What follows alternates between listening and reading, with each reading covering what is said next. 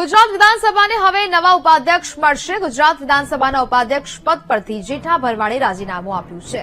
મુખ્યમંત્રી ભૂપેન્દ્ર પટેલની હાજરીમાં શંકર ચૌધરીને આ રાજીનામું સોંપવામાં આવ્યું। વિધાનસભા અધ્યક્ષે રાજીનામાનો સ્વીકાર કર્યો છે। પક્ષની સૂચનાથી જેઠા ભરવાડે આ રાજીનામું આપ્યું હોવાની વિગતો મળી છે। કામનું ભારણ વધુ હોવાથી પદ છોડ્યું હોવાની ચર્ચા છે। સામાજિક જવાબદારી પર પદ છોડવા માટે જવાબદાર હોવાનું અનુમાન છે। કામના ભારણને લઈને જેઠા ભરવાડ વહીવટી જવાબદારીમાં પૂરતો સમય ન આપી શકતા હોવાની ચર્ચાઓ જોવા મળી છે।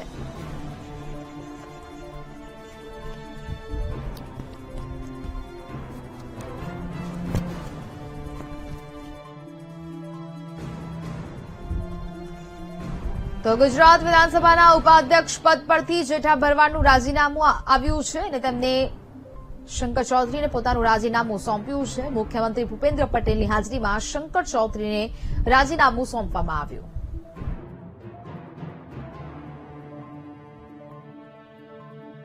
ગુજરાત વિધાનસભાના ઉપાધ્યક્ષ અને 6 ટર્મથી ધારાસભ્ય બનતા જેઠાભાઈ પરવાડે અચાનક છે તે રાજીનામું આપ્યું છે અને અચાનક રાજીનામું આપતાની સાથે જ રાજકારણની અંદર અનેક ચર્ચાઓ છે તે તેજ બની છે। આપણી સાથે જેઠાભાઈ છે, તેમની સાથે જ વાત કરશું। 6 ટર્મથી ધારાસભ્ય અને ઉપાધ્યક્ષ સુધીનું પદવી આપને જયારે મળી છે, જવાબદારી આપવામાં આવી હતી, અચાનક રાજીનામું આપવાનું સાહેબ કઈ રીતના વિચાર આવ્યો, કઈ રીતના આખું ઘટના બની?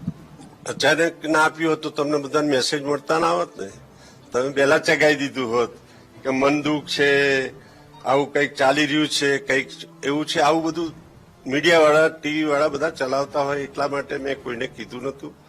બહુ જ ખાનગી રીતે મારા સીએમ, મારા પ્રદેશ અધ્યક્ષ, સંગઠન મંત્રી સાથે ચર્ચા કરી મેં કીધું કે મારે આવી રીતે કરવું છે, તો બધાને મારો નિર્ણય ગમ્યો અને એમણે સ્વીકાર્યો।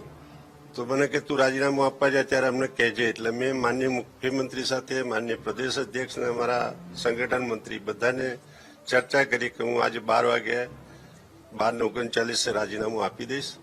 એટલે માન્ય અધ્યક્ષના બંગલે જઈને મેં 12:39 મારું રાજીનામું આપ્યું છે અને મારું રાજીનામું માન્ય અધ્યક્ષે સ્વીકાર્યું છે। મારે અત્યાર સુધી કોઈની સાથે વાદ વિવાદ નથી થયો। પાર્ટીએ મેં ધાર્યું હતું એના કરતાં મને ઘણું બધું આપ્યું છે। આજે પણ ઘણી બધી જગ્યાએ મને પાર્ટીએ બેસાડેલો છે, એટલે પાર્ટી સાથે નિષ્ઠાવાન કાર્યકર્તા તરીકે મારી ફરજ થાય કે મારે સારી રીતે કામ કરવું જોઈએ। નાના માણસને પણ જયારે જરૂર હોય ત્યારે સૌથી પહેલું નામ જેઠાભાઈનું યાદ આવતું હોય છે લોકોને। હવે જેઠાભાઈની કામગીરી કેવી અને કેવી તૈયારીઓ? હવે જે કામગીરી પહેલા બી કરતો હતો એ જ કામગીરી જીવીશ ત્યાં સુધી કરતો રહીશ। ભારતીય જનતા પાર્ટીના કાર્યકર્તા તરીકે હું સામાન્ય કાર્યકર્તા તરીકે રહેવા માંગુ છું અને ભારતીય જનતા પાર્ટીના કાર્યકર્તા તરીકે રહીશ। અને પાર્ટી મને જે કોઈ કામ આપશે, મારી જે આવડત છે, કામ કરવું, મારી જે કામ કરવાની રીતિ રિવાજ છે, ગરીબ માણસોને સાંભળવાનો સમય છે, તો વધારેમાં વધારે ગુજરાતના, દેશના ખેડૂતોની એક સંસ્થા, આફેડ સંસ્થા જેવી સંસ્થા છે, એ સંસ્થાની અંદર હું સારી રીતે વધારે સમય આપીને કામ કરી શકું એ માટે મેં ઉપાધ્યક્ષ પદેથી રાજીનામું આપ્યું।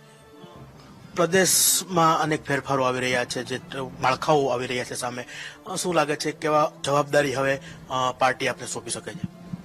આમ તો પાર્ટીનો સંગઠનનો કોઈ કાર્યકર્તા જ નથી, એટલે મારી અપેક્ષા પણ એવી ન હોઈ શકે, પરંતુ પાર્ટી જે નિર્ણય લે એને તો અમારા શિરોમાન્ય માનવો જ પડશે। પાર્ટી અમને જે કંઈ કામ આપશે, નહીં સોંપે તો કોઈ પણ પ્રકારના મનભેદ વગર, વિવાદ વગર, મનદુખ વગર પાર્ટી જે કામ આપશે કરવાની પૂરી માનસિકતા છે જ।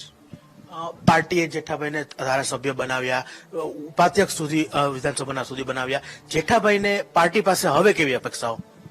બસ પાર્ટી પાસે કોઈ અપેક્ષા નથી। પાર્ટી પાસે એક સામાન્ય કાર્યકર્તા તરીકે કામ કરવું એવી અપેક્ષા છે, એના સિવાય કશું નહીં। પાર્ટીએ જે જોઈતું હતું એનાથી પણ મને વધારે આપ્યું છે, એમાં મને સંતોષ છે। પાર્ટી માટે કોઈ મનદુખ નથી અને હું એટલું જ કહીશ આપના માધ્યમ દ્વારા કે હું જીવીશ ત્યાં સુધી ભારતીય જનતા પાર્ટીના કાર્યકર્તા તરીકે જ કામ કરીશ।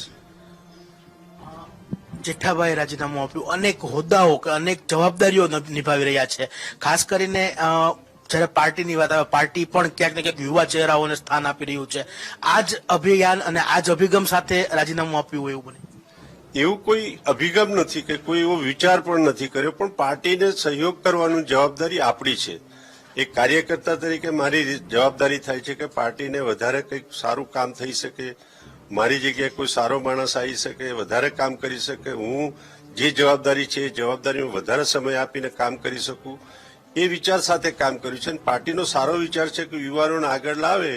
તો આપણા દેશના વડાપ્રધાન શ્રી અમિતભાઈ શાહ સાહેબ આ બધાનો જે વિચાર છે, રાષ્ટ્રીય અધ્યક્ષનો વિચાર છે, પ્રદેશના અધ્યક્ષનો વિચાર છે, તો એક સારી વસ્તુ છે કે યુવાનો જે પાર્ટીમાં કામ કરતા થાય તો ફ્યુચરમાં આગળ જતા પાર્ટીને કોઈ તકલીફ ના પડે એના માટેનો જે પાર્ટી કરી રહી છે બહુ સારી વાત છે. ને એ વિચારીને પાર્ટી નિર્ણય લે તો એ બધાના માટે સારો નિર્ણય છે. કોઈ એમાં વિવાદ કે વાદ વિવાદ થતો જ નથી અને મારા માટે તો એ ક્યારેય ઊભું થવાનું નથી. એ પણ મારી માનસિક પૂર્વ તૈયારી છે. ચોક્કસ જેઠાભાઈ ભરવાડે વિધાનસભાના ઉપાધ્યક્ષ પદ ઉપરથી રાજીનામું આપ્યું છે. સ્પષ્ટ તેમનું કહેવું છે કે કોઈ પણ વાદ વિવાદ નહીં, પરંતુ જે લોકોની સેવા માટે જે સમય ખૂટતો હતો આ સમય મળી રહે અને અન્ય લોકોને પણ ઉપાધ્યક્ષ સુધીની જે કામગીરીની જવાબદારીનો લાભ મળે તે હેતુથી તેમણે રાજીનામું આપ્યું છે. કેમેરામેન પ્રવીણ વાઘેલા સાથે શુભમ ભટ્ટ, VTV ન્યૂઝ, અમદાવાદ. તો જેઠા ભરવાડના રાજીનામા પર પ્રવક્તા મંત્રી જીતુ વાઘાણીની પ્રતિક્રિયા સામે આવી છે. જેઠા ભરવાડ ભાજપના સ્વીકૃત નેતા છે, જ્યાં સમયની વ્યસ્તતાને કારણે જેઠા ભરવાડે રાજીનામું આપ્યું હોવાની તેમણે વાત કરી છે. અગાઉ પણ જેઠા ભરવાડે રાજીનામા માટે રજૂઆત કરી હતી. આજે પાર્ટીએ જેઠા ભરવાડની વાત સ્વીકારી અને રાજીનામાનો પણ સ્વીકાર કર્યો છે. સહકારી અને સરકારમાં જેઠા ભરવાડનું માર્ગદર્શન મળતું રહેશે. પાર્ટીમાં વરિષ્ઠ વડીલ તરીકે જેઠા ભરવાડ એક્ટિવ રહેશે.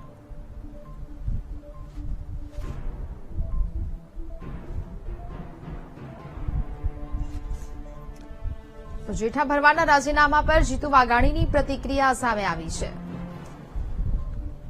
આજે 91% એ ડેરીઓમાં છે, પણ 100% શરૂઆત જો કોઈએ કરી હોય તો અમારા જેઠાભાઈએ કરી છે. એમની વ્યસ્તતાના કારણે એમણે આજે ઉપાધ્યક્ષ તરીકે વિધાનસભાના આપણા અધ્યક્ષ શ્રી શંકરભાઈને રાજીનામું આપ્યું છે. આપ સૌ જાણો છો કે એ વખતે માનનીય મુખ્યમંત્રીશ્રી પણ હાજર હતા, માનનીય પ્રદેશ અધ્યક્ષ જગદીશભાઈની પણ હાજરી હતી, સંગઠન મહામંત્રી રત્નાકરજીની પણ ઉપસ્થિતિ હતી. અને જેઠાભાઈનું માર્ગદર્શન એ સહકારી ક્ષેત્ર હોય કે ભારતીય જનતા પાર્ટી હોય એ સતત અમને મળતું રહ્યું છે અને આગામી સમયમાં પણ એ મળતું રહ્યું છે. એક જવાબદારીમાંથી મુક્ત થયા છે, પણ અનેક જવાબદારીઓ નિભાવી રહ્યા છે અને પાર્ટીમાં પણ એક વરિષ્ઠ વડીલ તરીકે સતત એક્ટિવ રોલ એમનો રહેવાનો છે.